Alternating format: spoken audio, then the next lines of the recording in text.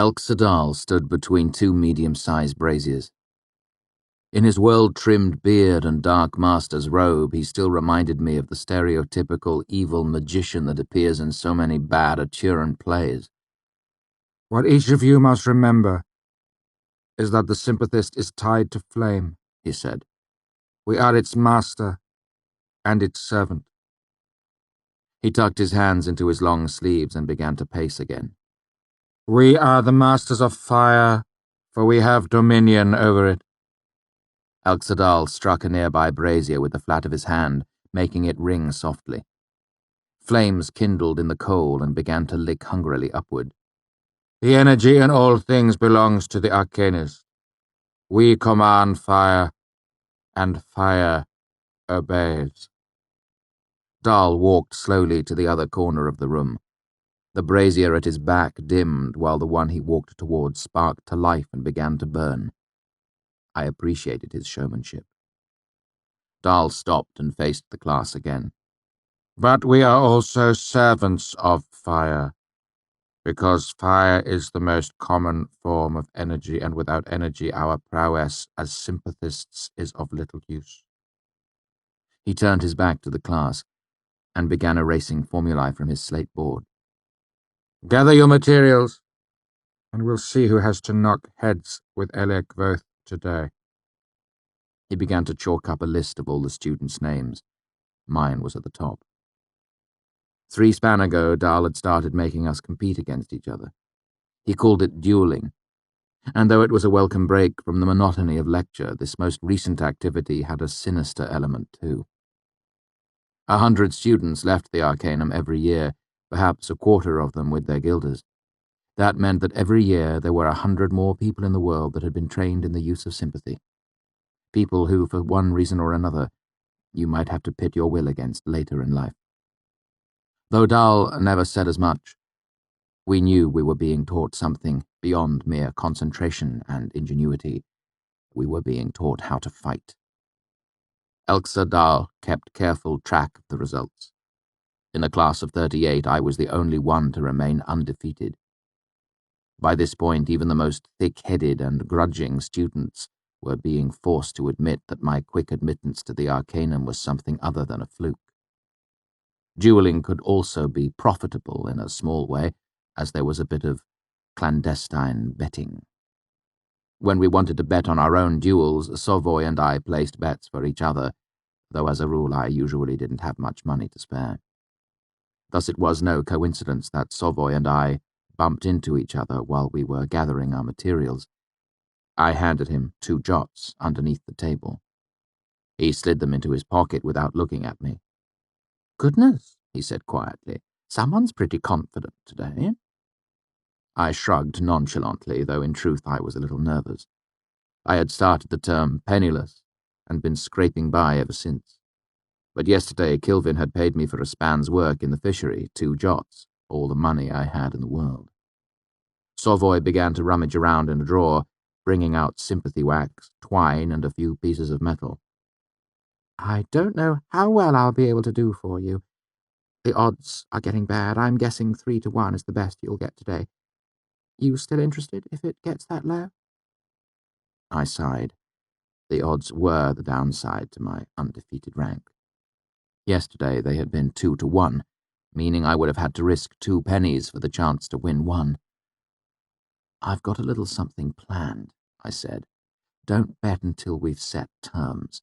You should get at least 3 to 1 against me." "Against you?" he muttered as he gathered up an armful of paraphernalia. "Not unless you're going up against Dahl." I turned my face to conceal a slightly embarrassed blush at the compliment. Dahl clapped his hands and everyone rushed to take their proper place. I was paired with a vintage boy, Fenton. He was 1 step below me in the class ranking. I respected him as one of the few in the class that could pose a real challenge to me in the right situation. "Right then," Dahl said, rubbing his hands together eagerly. "Fenton, you're lower on the ranks. Pick your poison." "Candles." "And your link?" Dahl asked ritualistically. With candles it was always either wicking or wax. "Wick." He held up a piece for everyone to see. Dahl turned to me. Link? I dug into a pocket and held up my link with a flourish. Straw! There was a murmur from the class at this. It was a ridiculous link. The best I could hope for is 3% transfer, maybe 5. Fenton's wicking would be 10 times better. Straw. Straw, I said with slightly more confidence than I felt. If this didn't tip the odds against me, I didn't know what would. Straw it is, then, Dahl said easily. Elia Fenton, since Kvothe is undefeated, you will have the choice of source. A quiet laugh spread through the class. My stomach dropped. I hadn't expected that. Normally, whoever doesn't pick the game gets to choose the source. I'd been planning on choosing brazier, knowing that the quantity of heat would help offset my self-imposed handicap. Fenton grinned, knowing his advantage. No source. I grimaced. All we would have to draw from was our own body heat. Difficult in the best of circumstances, not to mention a little dangerous. I couldn't win. Not only was I going to lose my perfect rank, I had no way to signal Savoy not to bet my last 2 drafts. I tried to meet his eyes, but he was already caught up in quiet, intense negotiations with a handful of other students. Fenton and I moved wordlessly to sit on opposite sides of a large work table. Dahl set 2 thick stumps of candle down, one in front of each of us. The object was to light your opponent's candle without letting him do the same to yours. This involved splitting your mind into 2 different pieces. One piece tried to hold the Allah that your piece of wicking, or straw if you were stupid, was the same as the wick of the candle you were trying to light. Then you drew energy from your source to make it happen. Meanwhile, the second piece of your mind was kept busy trying to maintain the belief that your opponent's piece of wicking was not the same as the wick of your candle. If all of this sounds difficult, believe me, you don't know the half of it. Making it worse was the fact that neither of us had an easy source to draw from. You had to be careful using yourself as a source. Your body is warm for a reason. It responds badly when its heat is pulled away. At a gesture from Dahl, we began. I immediately devoted my whole mind to the defense of my own candle and began to think furiously. There was no way I could win.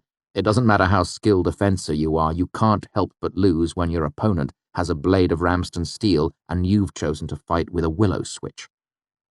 I lowered myself into the heart of stone.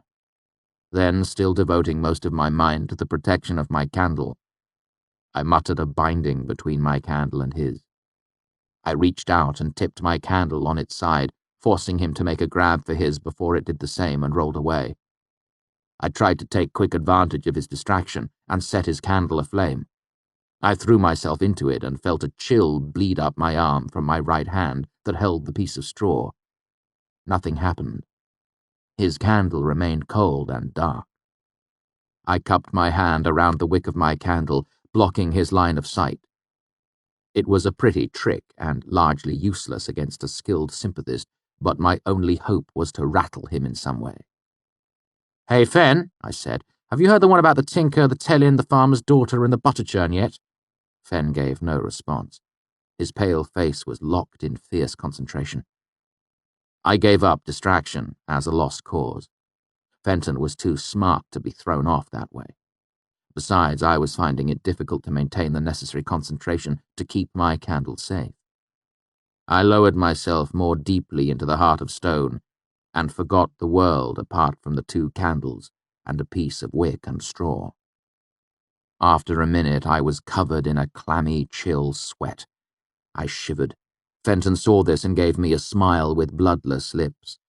I redoubled my efforts, but his candle ignored my best attempts to force it into flame.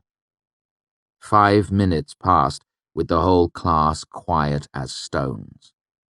Most duels lasted no longer than a minute or 2, one person quickly proving himself more clever or possessed of a stronger will. Both my arms were cold now. I saw a muscle in Fenton's neck twitch spastically like a horse's flank trying to shake loose a biting fly. His posture went rigid as he suppressed the urge to shiver.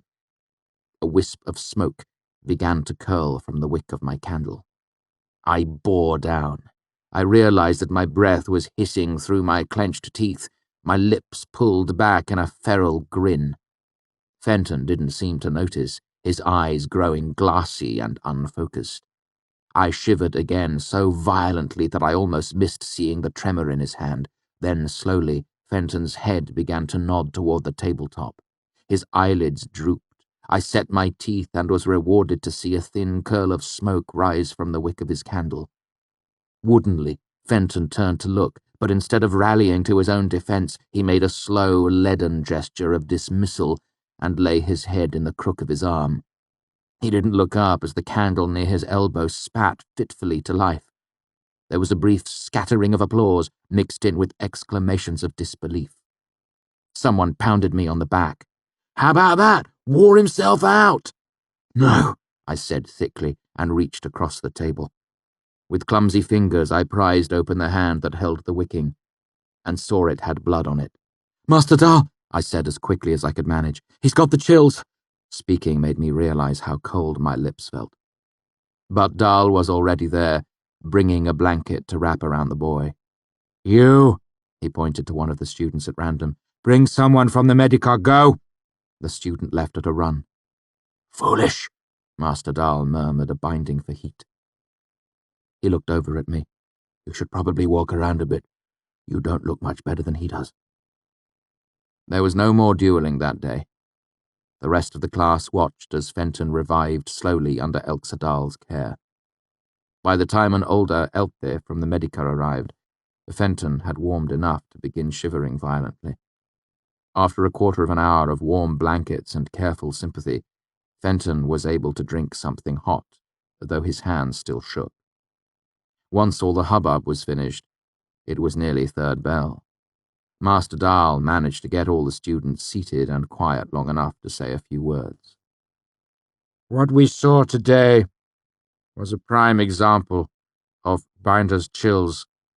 The body is a delicate thing, and a few degrees of heat lost rapidly can upset the entire system.